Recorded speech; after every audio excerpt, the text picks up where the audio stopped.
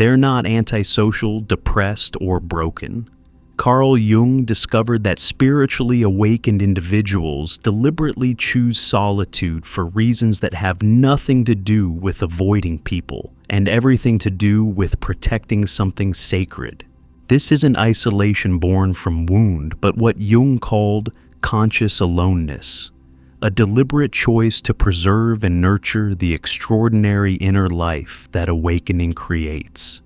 Today I'm revealing Jung's 5 reasons why awakened souls quietly withdraw into solitude, not as escape, but as necessity. Understanding these reasons will explain why your growing need for alone time isn't weakness, but wisdom, not regression, but profound progression. Here's what Jung discovered that nobody talks about. Awakening doesn't make you more social. It makes solitude essential for psychological survival. The inner world becomes so rich, so alive, so demanding of attention that external interaction becomes exhausting interference. Jung called this the introversion of consciousness. And it's not optional. It's what naturally happens when the inner becomes more real than the outer. The first reason reveals why company becomes so draining. Solitude is where the real conversation happens. Jung discovered that awakened individuals choose solitude because they've begun what he called the dialogue with the self, an inner conversation so profound, so essential, that external conversations feel like interruptions. This isn't internal monologue or thinking. It's actual dialogue between conscious ego and the deeper self, and it requires silence to hear. Here's what this means. After awakening, you discover you're not alone in your own psyche. There's another presence, wiser, deeper, more comprehensive, that Jung called the self with capital S. This isn't imagination, but what Jung termed autonomous inner wisdom that provides guidance, insight, and direction. But this voice only speaks in solitude's silence. Jung wrote, "The individuated person discovers that the most important conversations happen internally, between ego and self. External dialogue, no matter how stimulating, pales compared to this inner exchange." This inner dialogue manifests in specific ways Jung documented. You receive insights that seem to come from beyond your ordinary mind.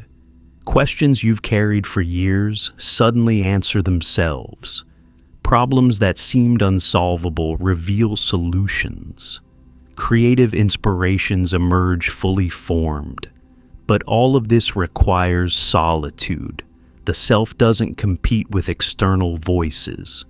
What makes this so significant is that this inner dialogue becomes your primary source of guidance. Jung observed that awakened individuals stop seeking advice from others because the self provides superior wisdom. They stop needing external validation because the self offers deeper confirmation. They stop requiring outside direction because inner guidance is clearer. Jung identified what he called the silence requirement. The self speaks in frequencies that only silence reveals. It's not that the self isn't always communicating, but external noise drowns out its subtle voice. Like trying to hear a whisper in a crowded room, the self's guidance gets lost in social interaction. This creates what Jung called the solitude hunger, an almost physical need for alone time, not from antisocial tendency, but from needing to maintain this crucial inner dialogue. Every moment in company is a moment away from this conversation. Every external interaction delays this communion. Awakened individuals choose solitude because that's where the real conversation happens. The dialogue with the self isn't just receiving wisdom, it's active exchange. Jung observed that awakened individuals spend hours in what appears to be doing nothing but are actually in intense inner dialogue. Questions posed, answers received, insights integrated, guidance implemented. This looks like idleness from outside, but is profound activity within. Jung emphasized that this isn't escapism or fantasy, but what he called psychological necessity. The dialogue with the self is how awakened consciousness maintains itself, develops further, and navigates life. Without regular solitude for this conversation, awakened individuals lose their way, become confused, feel disconnected from their truth. This need for inner dialogue explains why awakened people often seem distant in company. They're physically present but psychologically elsewhere, maintaining connection to the inner conversation, even while externally engaged. They choose solitude to give this dialogue their full attention. But the inner conversation is just one reason for choosing solitude. Others' unconscious material becomes unbearable. Jung discovered something that explains why awakened individuals find social interaction exhausting.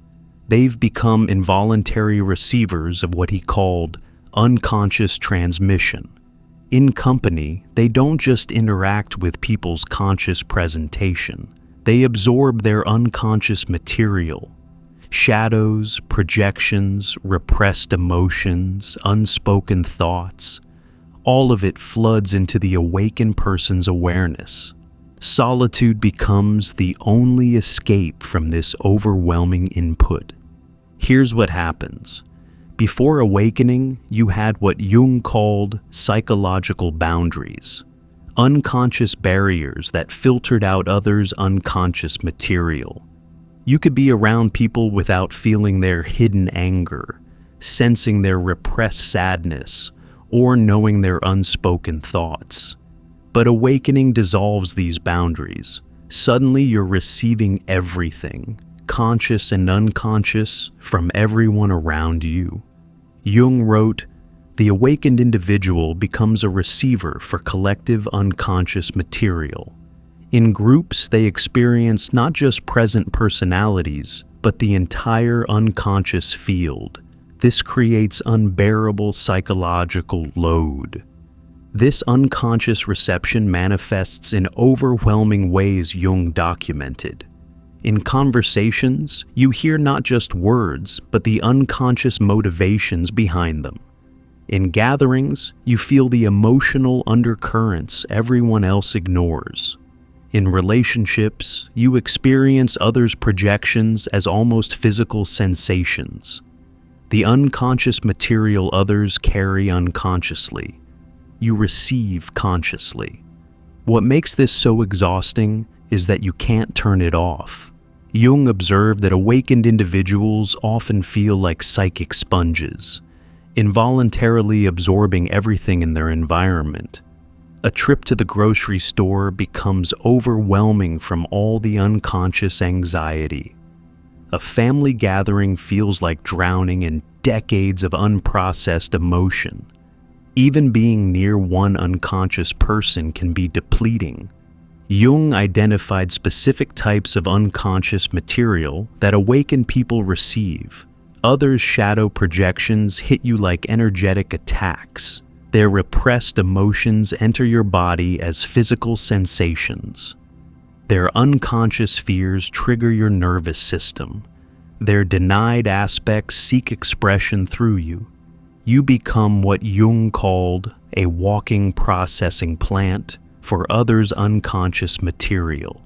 This creates what Jung called social exhaustion syndrome, not tiredness from interaction, but depletion from processing others' unconscious content. Awakened individuals often need days of solitude to recover from hours of social contact. They're not antisocial. They're protecting themselves from unconscious overload. The situation becomes more complex because others don't know they're transmitting. Jung noted that people unconsciously seek out awakened individuals precisely because they can receive and process unconscious material. Without knowing why, they feel better after being around you, because you've absorbed and processed their psychological waste. But this leaves you depleted. Jung observed that awakened individuals develop what he called strategic solitude, carefully managing social contact to prevent overwhelm. They limit group interactions, avoid crowds, choose one-on-one meetings carefully, not from dislike of people, but from self-preservation. Solitude becomes necessary recovery from the burden of receiving others' unconscious material. Yet, even unconscious overwhelm isn't the deepest reason for choosing solitude. The inner world becomes more vivid than the outer. Jung's third insight reveals something profound. Awakened individuals choose solitude because their inner world has become what he called hyper-real, more vivid, meaningful, and alive than external reality. The landscapes of consciousness, the movements of psyche, the dance of archetypes, these become so fascinating that outer world interactions feel flat by comparison. Solitude is choosing the greater reality over the lesser. Here's what Jung discovered. Awakening activates what he called the imaginal realm. Not imagination as fantasy, but as a real dimension of psyche. Dreams become vivid teachings. Visions carry practical wisdom. Inner figures provide actual guidance. The unconscious reveals itself as a living world more complex and beautiful than physical reality. Once this realm opens, external life seems diminished. Jung wrote, "For the individuated person, the inner world is not less real, but more real than the outer. They choose solitude not to escape reality, but to enter greater reality." This inner vividness manifests in remarkable ways Jung documented. Meditations become journeys through actual psychological landscapes. Dreams feel more significant than waking events. Conversations with inner figures provide more nourishment than external relationships. Creative inspirations arrive with such force that they demand immediate attention. The inner world doesn't just exist, it thrives, pulsates, lives. What makes this so compelling is the quality of meaning in the inner world. Jung observed that while external life often feels random or meaningless, the inner world operates through what he called meaningful order. Every dream has purpose. Every vision carries significance. Every inner event connects to a larger pattern. This meaningful richness makes outer world's randomness feel impoverished. Jung identified specific aspects of inner world that become irresistible, the symbolic communications that reveal life's deeper patterns, the archetypal encounters that provide profound teaching, the creative flows that birth new possibilities, the mystical experiences that confirm greater realities. Each journey inward reveals treasures that external seeking never finds. This creates what Jung called the inward pull, an almost gravitational attraction to the inner world. Awakened individuals find themselves naturally drawn inward, not through discipline, but through fascination. Like children drawn to play, they're drawn to inner exploration. External demands become interruptions to this primary fascination. The inner world's vividness also provides what Jung called complete nourishment. While external interactions often leave you empty, inner experiences provide deep satisfaction. An hour in meditation might feel more fulfilling than a day of social activity. A single dream might offer more insight than years of conversation. The inner world feeds something that external life cannot touch. Jung emphasized that choosing inner over outer isn't rejection of life, but what he called priority recognition.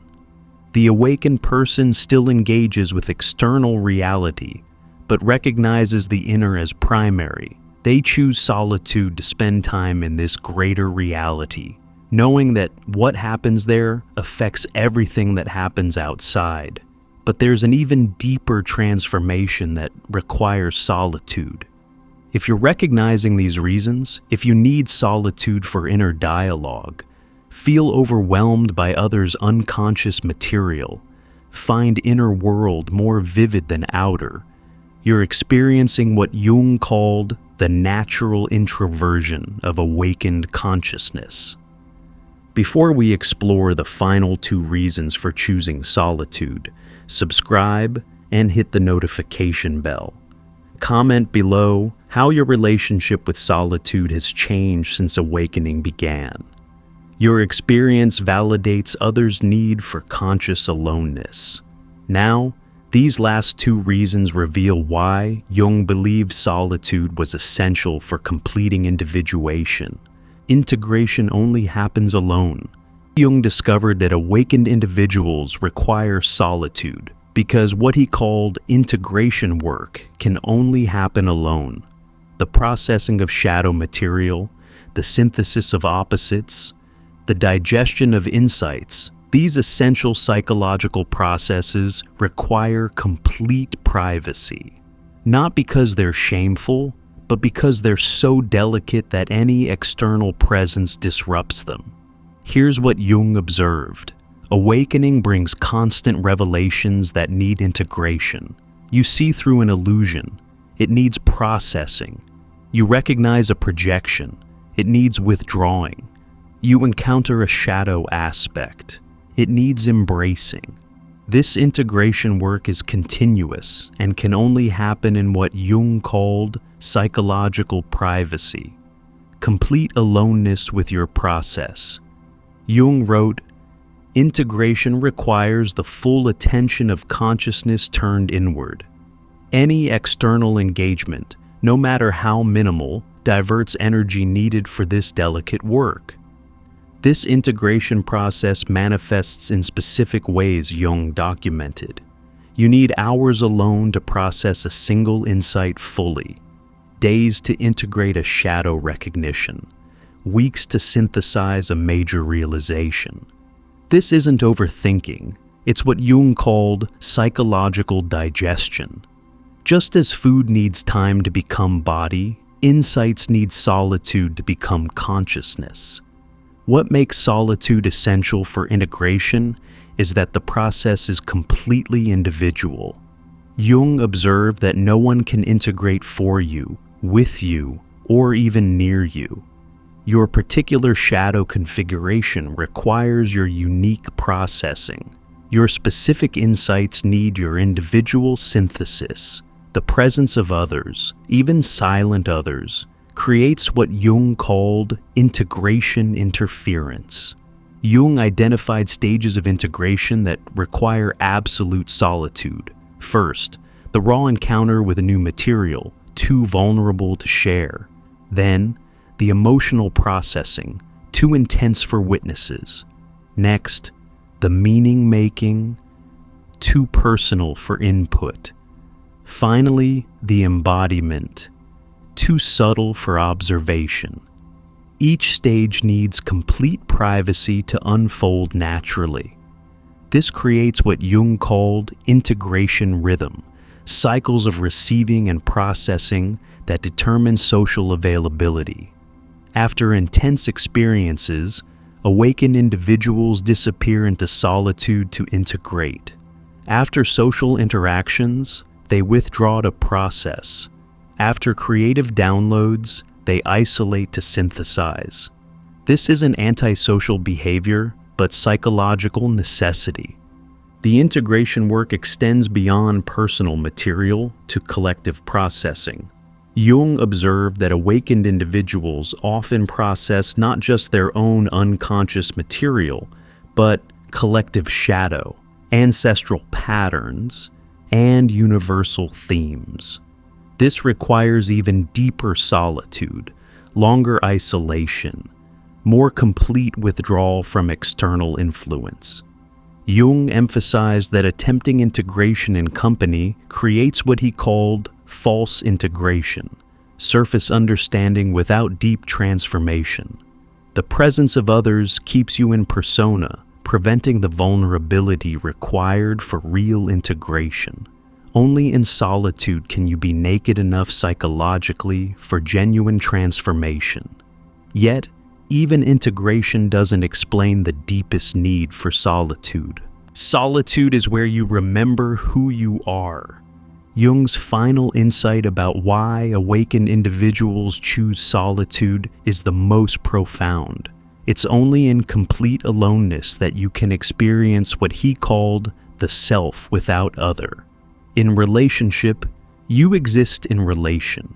In company, you're defined by comparison. But in solitude, you discover who you are when there's no one to be for, no one to perform for, no one to define yourself against. This isn't loneliness. It's what Jung called pure being. Here's what Jung discovered. Most people only know themselves through others' reflections. They discover who they are through relationships, define themselves through roles, understand themselves through comparisons. But awakening reveals these as what Jung called relational constructions. Not who you truly are, but who you appear to be in relation to others.